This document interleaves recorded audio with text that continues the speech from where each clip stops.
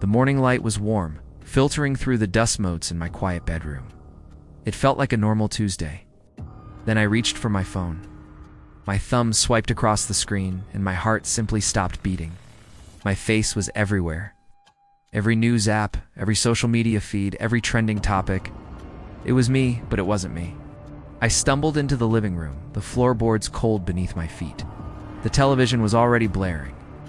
The banner read "Chicago Federal Bomber Identified." Beneath it, a picture of me from 3 years ago. In the background, they showed the Chicago skyline. Fire, smoke, and chaos. City in mourning, looking for someone to blame. I've never even been to Illinois.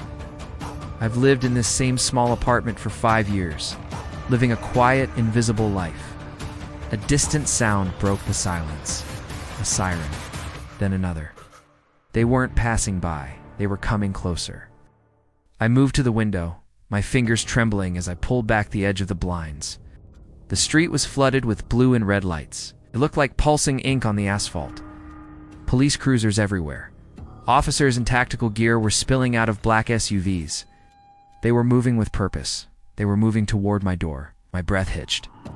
I backed away from the window, the shadows of the room feeling like they were reaching for me. I scrambled to my desk looking for anything. My passport, my lease, proof that I was here, not there. The calendar was marked with my shifts at the local library. I was here during the blast. I have receipts. I have a life. They say I'm America's most wanted criminal. They say I destroyed lives. But I didn't do it.